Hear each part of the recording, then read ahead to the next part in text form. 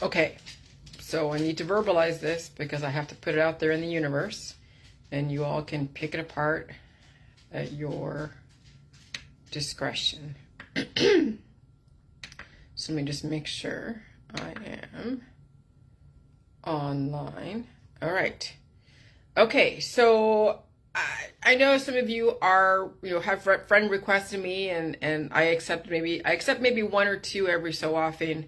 I don't want to accept a lot of friend requests because it becomes out of control and I don't know people's intentions. So occasionally I will let somebody come through. I'm partial to people in my area only because they're in my area and they have a chance to turn their life around, whatever it is, genetic issues to whatever. And everything starts from home. Okay, everything starts from home. And so my home is in Ohio, and I will work my way out, and that's kind of how stuff works. So if you friend requested me and I haven't accepted it, it's because I haven't really seen you come through to do anything, so I don't really know what your intentions are. So anyways, I really want to make sure you guys know that you can turn your genetic line around and survive this crazy purge. And I did write a little blurb about that, because I know there are people that are checking out my page and trying to figure out what the whole Jilly Juice is about. And yeah, it's another simulation. We've come from many different simulations, civilizations, and I had to study so much of history the last couple years. And I've written about a lot of the history, whether it's the Greek pantheon, the Sumerian pantheon, even the Freemasons and the Catholic Church. It's like you have to know what the current simulation is about and understand the reasoning behind it before you can then implement change. Because the change has to come from what's already been platformed, and then you must revise the changes, which means that I was able to then see the perspective of the flat earth theory. Now, there's obviously a lot more to it than just simply changing Kepler's laws. But like anything, when you have so many different perspectives and there's ways to study each side of the equation, you got to choose one and work from that. And then if the simulation calls for it, then you can entertain the other side of the equation. And there's even a third side of the equation too. Okay, it's not just 1 equals 1. I mean, there's other equations out there, but it still must be developed and substantiated why you would change from a second simulation to a third simulation based upon the knowledge you came from. And so just writing out this timeline and understanding, okay, we know about prehistory and all the different periods, Cretaceous and prehistoric and all that stuff. And that was like 2.5, million years ago, which I don't have any relationship to 2.5 million years ago. I barely even have a relationship to 60,000 years ago. But that's something that is part of like the prehistory and all that stuff. So, that's way over there. And that's also how science and archaeology is able to, I guess, platform how the hominids came about and then how modern man came about. Now, there is always going to be someone arguing with that. We know evolution and creationism have been compartmentalized, but they can be conjoined together and work together because there's always a beginning to something and an ending to something, and it's a consecutive thing, and it goes on infinitely behind us, and it will go on infinitely ahead of us. Okay, so where we are on any timeline is based upon our awareness of the past and of the future and how we want to develop the future. So, if you were to look at the Bible, which is very linear, anything before Genesis, people don't have any relationship with because it's like that Genesis is the beginning to them as far as the Torah. Then you go into the New Testament and all the different offshoots there, and I'm like, okay, it's really overwhelming. But I have to simplify this for myself so I can figure out a way to develop another storyline that isn't just chasing rabbit holes and going down them so deep that you lose sight of the bigger picture. And so when you put something like a timeline of just 3,000 years BC, and then you can go all the way to, the year 3000, and or even beyond that, but that's again very much in the future. So we don't want to get ahead of ourselves and bite off more than we can chew. So let's understand the current simulation we're in, and then what our current simulation was based on, and then evolve from there. Okay, so when I develop that timeline that you see in my picture, that gives you a bird's eye view of what historians and college professors are working with. And then, of course, all the compartmentalized subject matters that go into such rabbit holes that people don't see the bigger picture. They're going down the rabbit holes of antiquity, and then they want to be a curator in a museum. So that's their only focus. And maybe they might discover new things, whatever that is. And okay, fine. But does it offer anything to the bigger picture of where we could go as far as a human race? And, people can argue with that and say yes, or some people say it makes no difference. Okay? Because there's always things that we're going to discover based upon digging in the past, or who knows. And so, why I'm doing this, what's the whole point of doing this timeline? So then I could say, well, I'm working from a platform of a simulation civilization that is based off of Christ, based off of all the religions in the world. And then why I went over the whole giant stuff the last couple months is because that is a simulation that needs to be considered. That isn't totally accepted by everybody, because they're just like, well, giant never existed. That's impossible. And is Greek mythology really mythology, or is it actually Greek history? And then I made a connection around the Golden Age, because I didn't study all these different ages in college. I went to a few classes in college, but I never took ancient history and Western civilization and all those things, because that would be very expensive. But now with the age of the internet, there is no excuse for ignorance. So you can go and study all that on your own. But when I put out this timeline, I was mapping out where antiquity, and what was the spanning of antiquity, the ancient era, and that is 3000 BC to 400 AD. And that's when all the 6 cradles of civilization came from.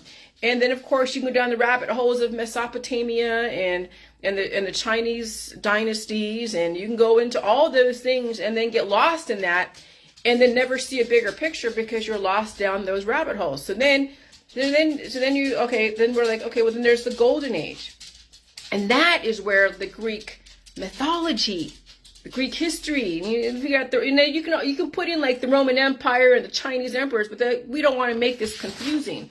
We're just trying to figure out a bigger picture here, so we understand where our current thought process came from as far as, life, death, and reproduction.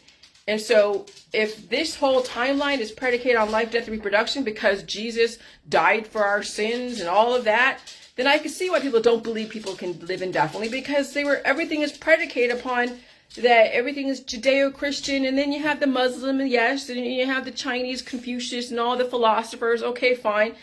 But really, when you think about all the different religions in the world, they still believe people should die.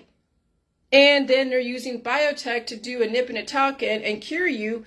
And then that's where all the rising and falling of civilizations, because the viruses get out of control and people don't know how to respond to them correctly, and they don't understand the salt in the water and all that stuff. And so then you see these different simulation civilizations. And the only ones that we know right now that we have any relationship to is the one that we are currently in. Okay, but it's predicated upon something. And so then I'm like, okay, so Plato, said the golden race of humans.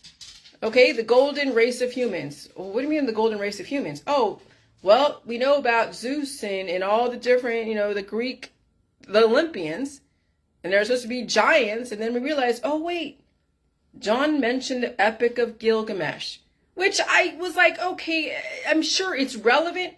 And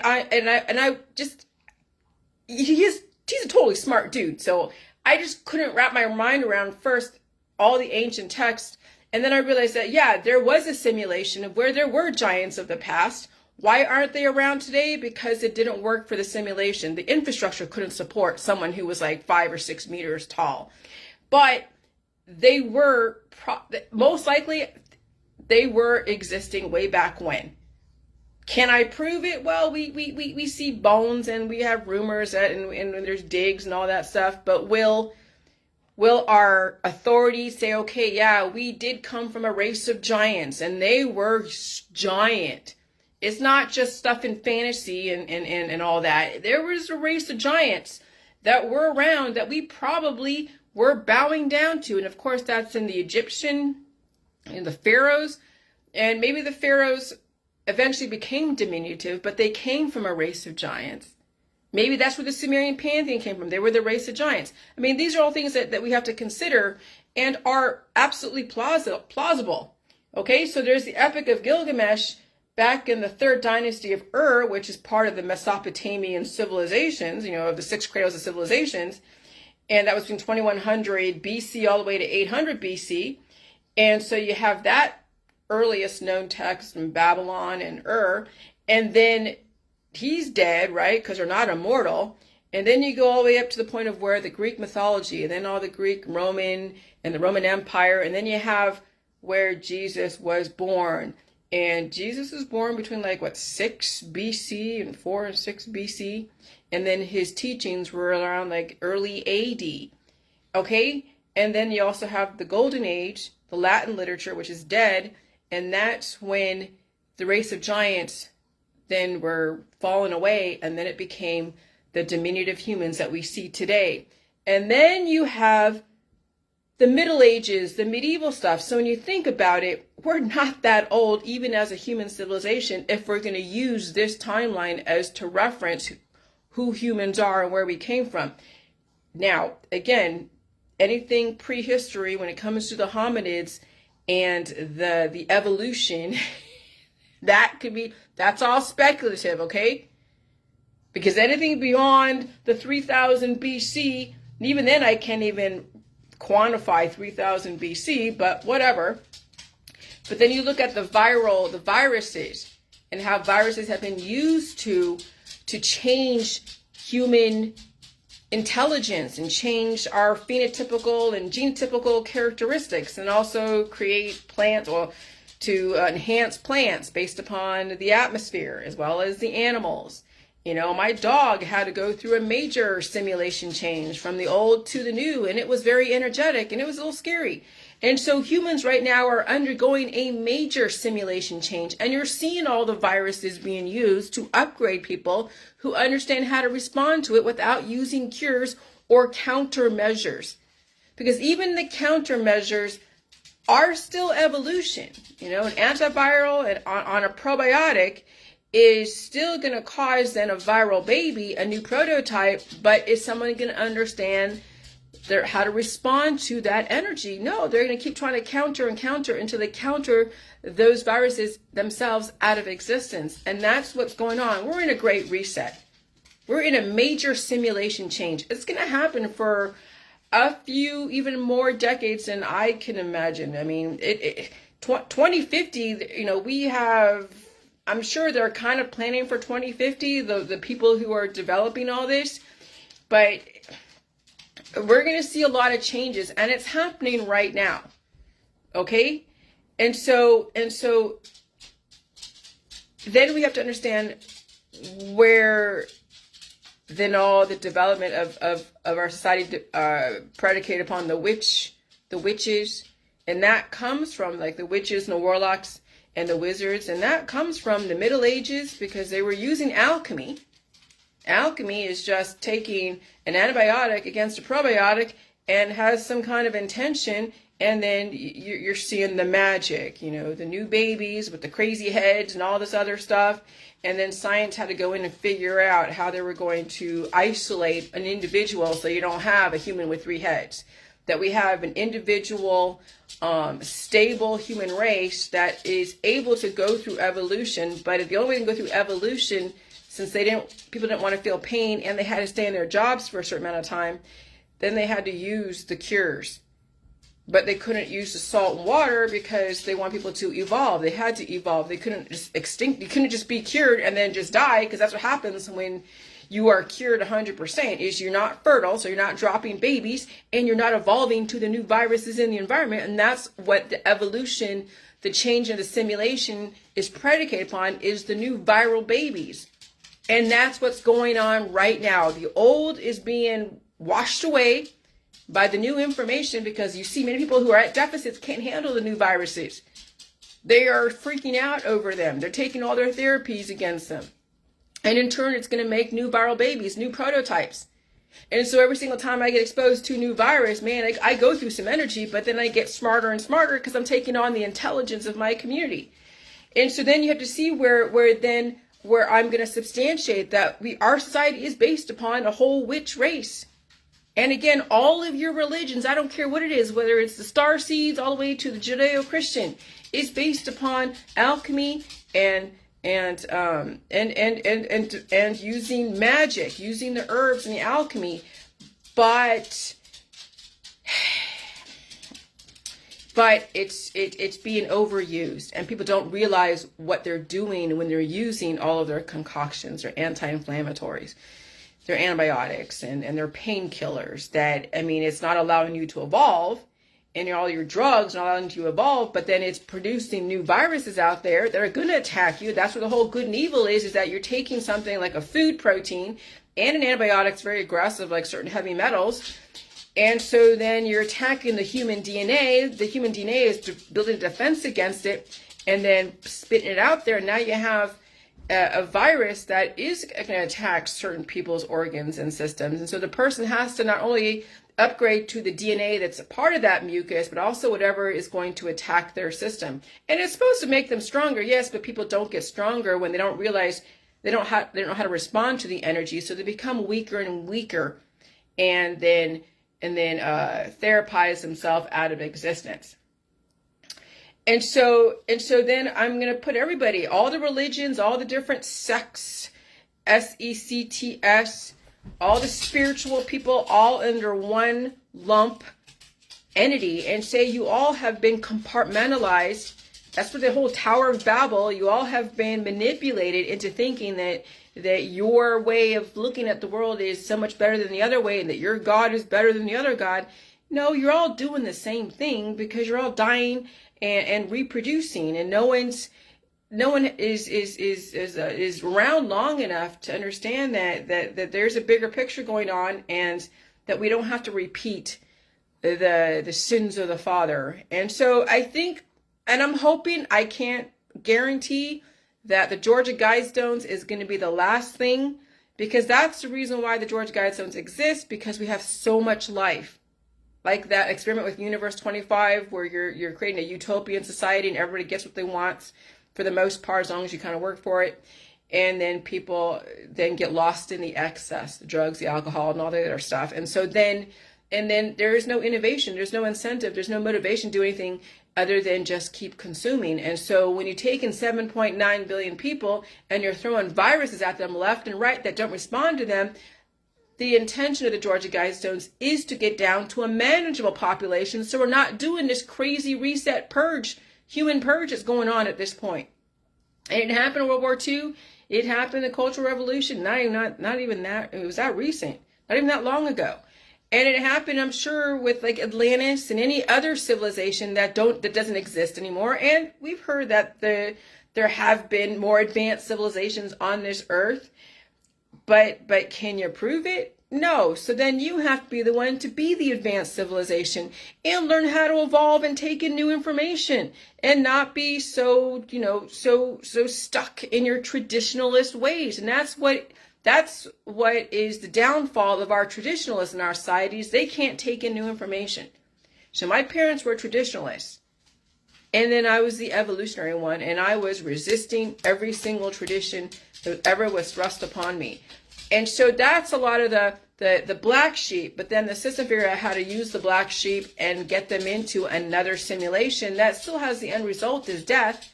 And so then you have to get beyond the white sheep and the black sheep, and then completely just turn the whole system over on itself, and give people the opportunity to understand that even though antibiotics aren't deadly, it's just a new body that is trying to grow on your body, but it will still develop a new variant that's going to cause somebody else to be fertile as far as just the mucus and the disease, but also could cause someone to want to procreate and have a bunch of sex and have a bunch of babies. Okay? And so that's what the issue is the witch race has caused so much fertility because of all their herbal remedies. all of their elixirs, all of their alchemy. And then biotech has to go in and do a really targeted approach. And that's what all these immunotherapies are. It's a targeted approach. But again, if you want to survive this simulation to the next simulation, you can't resist the viruses. You have to assimilate with them, and you have to blow your nose and work your sphincter to get it all out. And you have to eat all food in the food supply and not starve yourselves. You got to give your body the arsenal, the correct arsenal to code your DNA, and then also develop a strong immunity on both sides of your immune system, the adaptive and the innate, and then be able to handle all the new viruses coming in so you can blow your nose. And you're going to have to train your system on how to release without using substances that take off substance. Because even using jelly juice all the time in reaction to will cause a curative effect, and then you won't evolve, and you won't procreate, and you won't reproduce, and you won't replicate, and then you'll turn into a pillar of salt called the crypt keeper. That's what whole Sodom and Gomorrah is, I guess, is a pillar of salt. When people are not replicating or assimilating, they're resisting, and they're staying cured in their homogenized state, staying in their homogenized circles. And so what the New World Order is doing is trying to break up the homogenized families, the homogenized groups in politics, in religion, and in science, and they're doing it through the viruses, which means that you got to be very careful with the group associations you belong to and who you run with, because the group is not going to protect you anymore. The group is so unaware of the bigger picture because they're so homogenized. They're not evolving. And when you think, when you think strength in numbers, no, it's the autonomy is the strength. The weakness is the groups. The weakness is the big families, because they're not evolving each other. They're actually cannibalizing each other. And so you, as a parent, as a leader, as a guardian, need to understand that you also have to be a follower, more follower than a leader, because leaders get pigeonholed. They get hypnotized by their power, by the greed and the money that goes along with being a leader. And so that's the other dichotomy, is that leadership is great to some extent, but when you become a very powerful leader, then you become pigeonholed, and then you also become corrupt.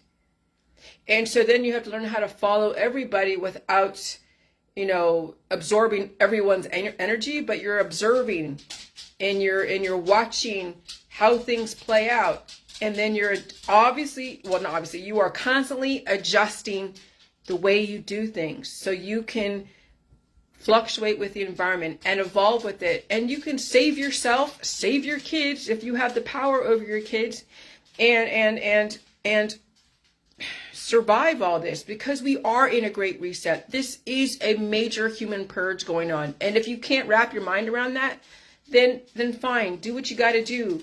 But I'm saying that, right now, yesterday, that school in Texas was another evidence. The viruses took over somebody and caused them to go a little haywire. And then the viruses that are being developed, the antivirals being developed against the pro-viruses out there, are going to cause more viral variants. So we'll have back-to-back pandemics, and you have to respond to them in an evolutionary way, and you can't resist them. But if you do resist them, okay, then you can't expect to live an extremely long lifespan, because you will evolve yourself out of existence because you won't be able to handle it. And so, the Renaissance period and all that, the Age of Enlightenment, and that was all the development of the politics, religion, science, mathematics, the classical stuff, all the literature, the philosophy.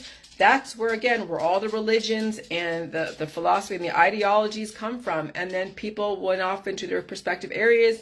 Then you had the different medicines in the medieval times to figure out the personalities in people, the humor theory and all of that. And then now you have like the 16 different archetypes, and you have the blood types, A, B, and O, and all the things in between, and the AB positive, AB negative, the RH factor, and all of that. And so we have been bioengineered as a human race. Where we came from, you'll never fucking know. And I'll be quite honest, you will never know where you came from, and you can speculate, because we had to come from somewhere. And so there could be parallel universes just like us, but more advanced. And then America, when you think about it, is the last great experiment. How do you cut down a population that's growing tremendously without going to war? Well, it's through viruses. And then you have to deal with the people's psychology. You have to deal with the people's reactions. And you have to shape their belief systems. And then you have a closed system. This is where the whole physics comes from. The closed system will cause people to be cured, and then they do their job, and there's a lot of innovation from a closed system. But the closed system is not able to evolve. And so then you have to eventually open the system up, which is what we're doing right now, with the whole reset is opening up the system and allowing everyone to now deal with evolution that's so exponential that then you can innovate, but people will also die in the process in an open system, but also in a closed system. Okay, but we came from a closed system that would open every so often, which is the fall and the rise of new civilizations. Remember, death and reproduction happen simultaneously. The reason why it doesn't happen for people who die is because their specific entity passed away because of vital organ failure, and then they have maybe dropped some seeds of mucus into somebody else who is going to carry on that genetic line, or they have a child that's carrying on the genetic line. So either way, they've already dropped their seed somewhere. And so even though they're passing away, their spirit gets carried on in that little mucus pack that somebody else has picked up, their friend or family or someone just passed a passerby. Okay? And so, that's why you need to expose yourself to so many different people and experiences out there. Even in this pandemic, it's going to be quite hard if you have a lot of issues, because if you're cured and you're exposing yourself to different people out there, then you're taking on viruses that you're not reconciling with. So then instead of being out there physically with people experiencing them, then it's virtually. And that's what I've been doing for the last 5 years, is dealing with things virtually. Yeah, I've been to Portugal. I went over to Hollywood for a second, and I definitely took on the viruses and whatever else was going on. A lot of drama too along with that. But that was more experiences. But really where I received the most edification was reading things I ordinarily would not read. Forcing myself to listen to stuff that I had absolutely no connection with. When I was Googling the Stanford class that I was listening to for the first time back in 2011, I couldn't find it. But there was a professor on there that I was listening to about modern physics or modern stuff, but I didn't understand where he was going because I had no frame of reference. I had no foundation to work from, so it was just gibberish to me. But that word modernity stuck with me. Okay, so that's what I'm saying. We got to read everything on the internet, read every single perspective, read about other religions, read about other perspectives as far as the for and against, read about other political ideologies, read about history. Like be a sponge. But see, when you have so much viral programming inside and you're so full of conflicting stuff, you don't have room to read other stuff. Because then you become overwhelmed, and then the whole ADD is when you have so many viruses in you and you can't seem to pay attention. And so when the whole jelly juice thing is when you're purging out all that excess programming that your body doesn't need, and you make room for new information. And then you find that you will have like a nice relative equilibrium relative to your lifestyle and belief system. And then you can sit and focus on new information, and all of a sudden things will start clicking. That whole thing with the golden age, which is the end of the giants and the beginning of the human, the modern man, that made sense. That completely, because the golden age is, when people say it's the end of life or it's when someone is aged. Well, the giants were aging out, and biotech back then on some level was then turning the giants into diminutive humans that we see today. And so then we see today the golden years is someone who's in their age 70s and 80s who are aging out of our society. And so then you see the pattern of the usage of words. And so then you see John and I bounce off each other as far as words. Okay, and you see where the whole Anunnaki and the an and the anus and the mouth is the beginning of the alimentary canal, and the mouth develops first and the anus develops second when the baby is a fetus. And then you look at the thing with the Catholic Church and the asexual reproduction, teratomas, and then you're like, holy crap, okay, what are we praying to? What is the Father and the Son and the Holy Spirit? You have the Father, which is like, okay, like a man or a woman, and then you have the Son, which is a daughter, or the Son, which is then a tumor, or a teratoma growing from that person or in their womb or on the side of their head or wherever. And what's the Holy Spirit? It's the virus that brought that seeded that man, that woman who asexually reproduced a tumor, a cancer, a teratoma. And then you're like, how? That's blasphemous, Jillian, to make fun of the Catholic Church that way. No, but back then they didn't look at it that way. Back when Mary was immaculately conceived, if that was actually true, and it might have been, because when you think about, when we see like a teratoma or a tumor or a conjoined twin, we're just like, what? And we're making our own assumptions that was like, a medical shenanigans, when in reality, that's what happens with infinite sacred geometry when you're using alchemy, when you're using herbs and extracts and concoctions and antibiotics. You create a new viral variant, and then someone gets exposed to that, and they asexually reproduce, and maybe they have a low sodium diet, and they're eating all the food in the food supply, and then that tumor becomes bigger and bigger, and then all of a sudden, it has eyes and a nose and a mouth and hair and teeth, and you're just like, oh my God, that's crazy. And that is life trying to replicate. That's the repeat. That's the infinite sacred geometry. That's the infinite. And so what does medicine do? They go and try to separate the entities so you don't have a second head growing on. But that's probably also that whole thing with the Jesus. Maybe Mary did immaculately conceive, and it happened that Jesus was in the womb in that area. Okay? And she bore a kid, and Joseph had nothing to do with it. And because of the alchemy, the witches, and that's where the frankincense and myrrh, all the herbs. And then you realize, well, what is religion really predicated upon? The things that we did not understand way back in antiquity. Okay? And that's where all the religions are predicated upon. And how do you explain history? And there's a billion different, versions of it. And they're all relevant because it's all theory. Now, how do you substantiate that? Well, then you have to take the laws that we have today, the biology and the physics laws today, and apply it, because we have to come from a foundation, a universal foundation of the current physics laws based upon Kepler and Newton and Einstein, and then we will make our thesis, our claim that this is what happened. And I'm telling you, every single person's, theory on the past is all relevant. And you can't say one is better than the other, because it's all relevant based upon your intention. If you believe people should die someday, that's because we were in a nation-building society that had specific jobs. And if you figure a human could live to be 50, 60, 70, 80, and that's a long time to do it, to innovate and to work and to mine for gold or build houses or whatever. And so then you had an organized society living between, 1 and 100.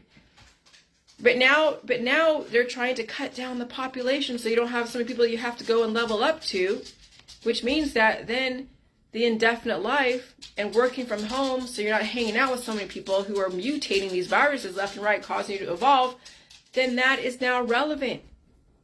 Because now the infrastructure can support indefinite life. Which is really coincidental that was our, I don't say mine, because it wasn't just me. I had a lot of people that were helping me out. Could they evolve with me? Not all of them, but a lot of people were letting me bounce information off them, and I was taking information and energy from people, and they were taking information and energy from me, and it was a whole quid pro quo. But I kept trying to substantiate my stuff. And it just was very convenient that it was only a couple of years before this whole viral kickoff, which meant that we had time to figure out some stuff before this COVID. And then I had to deal with the COVID. And that's when things started clicking, when I actually felt the presence, that spirit of the COVID, when I was coughing it out the first time. And so when you guys start the Jilly Juice, I'm telling you, when you start the Jilly Juice, even now, it's going to be like you've been touched by the hand of God, literally. Because you will be coughing like you've never coughed before. And you're going to sound like you're dying. And you're not. You just got to keep eating and just finding ways to make yourself comfortable. But I'm telling you, those that start the Jilly Juice right now, and start doing little shots here and there and whatever, and you're going to feel constipated. You might even have diarrhea waterfalls. You might see some teratomas and tumors in the toilet and other parasites. But it is a process. And then when you feel constipated, yeah, you can drink milk and all that. But sometimes even food doesn't work and you have to go up your own sphincter and pull it all out. And that's where some guys and some women have a problem with that. But I'm sorry, but that is really the natural way to get poop out until you can train yourself. And even then, when you get exposed to a new virus and you get constipated, that may even that may be required. And so you can't get scared of your own system. And so it's going to be very aggressive, leveling up to not only your predispositions and releasing those little demons that are wreaking havoc and causing you to behave in certain ways, but it's going to be it's going to be rather chaotic when you're releasing those demons and then taking on the new ones that are coming through. And there's going to be many of them. And so then that's when the whole working from home and then releasing yourself from the distractions and the associations you belong to, and not being so greedy about money, and realize that every single drug, alcohol, and things of sex is a distraction, and it will be your undoing. Because the more that you have sex, and I'm going to be quite honest, especially for the men, the more you're releasing your life force. Because all that semen is a life force. That is your DNA. That belongs to you. Your body has to produce that. And so when you get triggered by porn or a pretty girl, then your body's taken from your testes are taken from your body, and then you're releasing your essence into someone. And it, unless you're making a baby, then you're just wasting your youth and vitality. And so the thing of staying alive is that you keep the seminal conservation, okay? And women too, when you're having so many babies, those babies are taken from you. When you see a woman that has like 5 kids, they suck the life out of her. She has to go and level up again and replace all of those proteins that the baby had to use to develop. Okay, so you got to understand, to survive this, you have to understand that the things that we were raised with, we were told that was normal, was actually depleting our life force. And now it's time to regain our autonomy, our life force, and our control over our bodily functions and our hormones, and still be productive and peaceful, and then really intellectual. And I tell you, we have a lot of kids and adults who have a lot of hormonal imbalances, and it's going to be a bit of a hell to get through them, but it's not impossible. Okay? But we're coming from an old simulation that is no more. The system realized that we can't have so many people just consuming. It's going to tax Mother Earth to death, and then she won't produce anymore for us because we're consuming so much. And so what is the most dignified and diplomatic way is you give people a choice, you let them contribute to the overall trajectory of where we're going, and you use a virus. You don't use World War II or any other things that happened, back in the Aztec days of the human sacrifice. But that's what human sacrifice is keeping the balance. Because again, when you're doing the jelly juice, you're releasing the demons, you're releasing the extra parasites, the candida, the viruses, the parasites, the parasites, the proteins, the fungus, and bacteria, so you can recalibrate your fatty acid, amino acid, prohormones, and minerals, and then those little demons don't want to leave. Just like people who are out there who are protesting the government, protesting the virus or whatever, they don't want to leave this earth, but now you have a choice. The little things inside of you when you're doing the J juice don't have a choice. You got to release those demons so they're not cannibalizing you and taking you out of existence. But it's energetic, and you will have skin issues. You will have headaches. You will have constipation, diarrhea. You will have, oh my God, you might even have yeast infections. You will have eye flutters. You'll have itchy head. You will go through so many things. And that's why I don't answer questions through private message. That's why I'm not anyone's doctor doing any kind of consult with your animal, with your child, or with you, because you got to feel it. And what was missing as far as the control over the poop is when you do get constipated, you don't have to take food and eat food to get it out, which you can. You can do probiotics and milk. But if you have a lactose intolerance, until you get that under control and deal with it and possibly reverse it, you have to go and work your own sphincter and get everything out. Okay? And so then, so I don't know, it's really a trip right now. I'm just like, oh my God, but it's not impossible. You guys have a chance, but you got to get out of your own way. And so, I don't know. I'm just tripping because this is, oh my God, this is just, there's so much But yeah, that's what people on the Dr. Phil. And so anyone that's new is on my Facebook, I was on the Dr. Phil show. And the people that didn't like me was because they weren't prepared for the energy. Because they had predispositions. They had, the weak heart and the weak brain and all that stuff. But Jilly Juice preempted what they probably would have dealt with anyways when the new virus came out. So when you think about those that were complaining against me on the Dr. Phil show, I probably saved their life. Because did they die? No, they didn't. They had enough substance to them to carry them through. They released a few demons on the J juice. Yeah, they weren't feeling comfortable, but no, when you have predispositions, you're not going to feel comfortable for a while, especially if you're obese or when you're really emaciated. Okay? And so, why people don't like me is because they're not prepared for the energy. And I've been telling you, and I told everybody from day one, even in the 60,000 person group, that you might experience all these different symptoms. Is it guaranteed you're going to get a heart attack and stroke? I never did. But I didn't have a predisposition for a heart attack and stroke. But others might. And they have to prepare themselves for that. I can't guarantee what it's going to be like for you, how long your symptoms are going to be in between each simulation or healing process or whatever. And it's going to be a few years. I'm a type O. What is type O? Blood type O is we don't have the surface marker antigen A and B.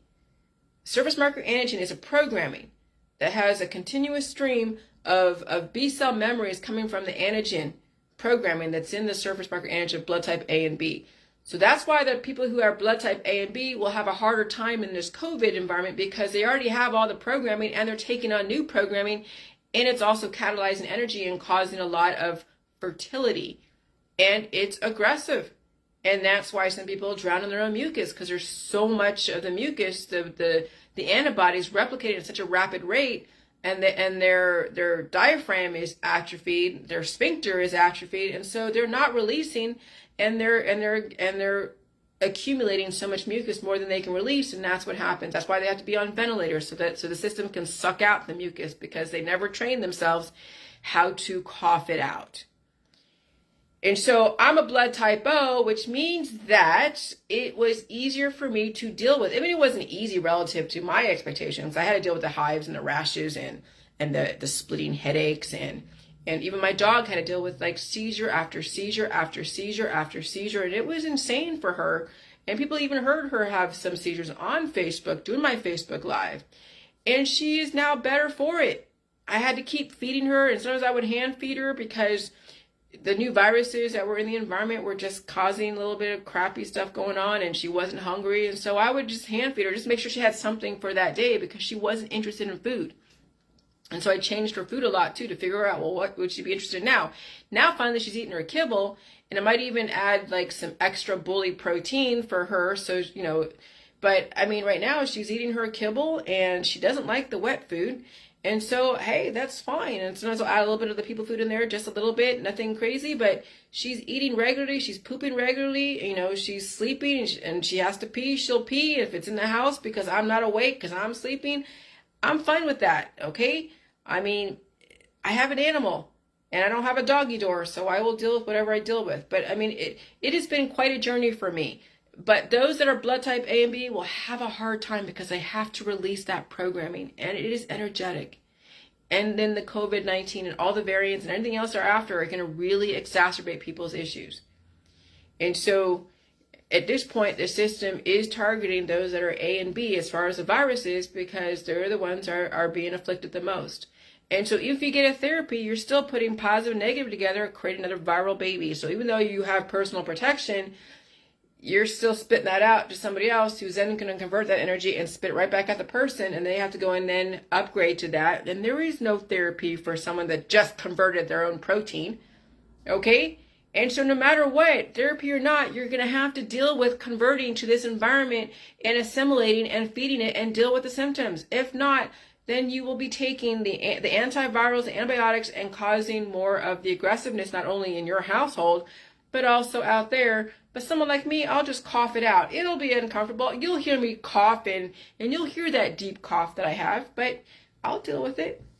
But someone who is emaciated or has predispositions or immunocompromised, they can't handle it, they'll die. I mean, you already see it, people are dying from heart attacks. Oh, but how can you translate to cancer? Because viruses are what runs everything. Viruses run other viruses. They run the parasites, the protozoa, the proteins, the fungus, and the bacteria. And they're called bacteriophages or mycophages, okay? And they run it all, and they're also the ones that are the antibodies. And they can be programmed to attack something like oncology, attacking someone's DNA, and they also can be programmed to then be a T cell regulator, which means that the T cells are not going to go and stop that programming from happening and allow the upgrades. That's what antibodies are, is that they allow someone to be upgraded or they stop the upgrade relative to the programming. So that's what the whole mRNA is. It's message ribonucleic acid. mRNA is programmed to go after a specific algorithm, and then your body's constantly producing proteins, mucus, relative to the exposure. So when you go into a crowd of people, you're triggering your immune system to develop so many proteins. And this is why people pass away, because of their lifestyle. They're heavily therapized, they have predispositions, and they go out there into a crowd of people and trigger their immune system to activate. And it activates that quickly because their immune system is hypersensitive. And that's why people pass away who are mostly immunocompromised or get some kind of aggressive reaction or have long-term COVID symptoms. And so at some point you're going to have to release the demons. And it's not going to be fun, but now it's do or die. Literally, it's do or die. We are heading into, if not now, into a very aggressive environment with all these antivirals being created, developed from biotech. And they're going to add in the Ebola virus, the Marburg virus, any other, the dengue, the Zika, the yellow fever. Okay? And so you're seeing the world that we're heading into. You better get yourself prepared for this, as well as your kids, because it's going to be more aggressive now. And it's aggressive already now. Oh, it's going to get 10 times more aggressive. Be warned. All right, bye.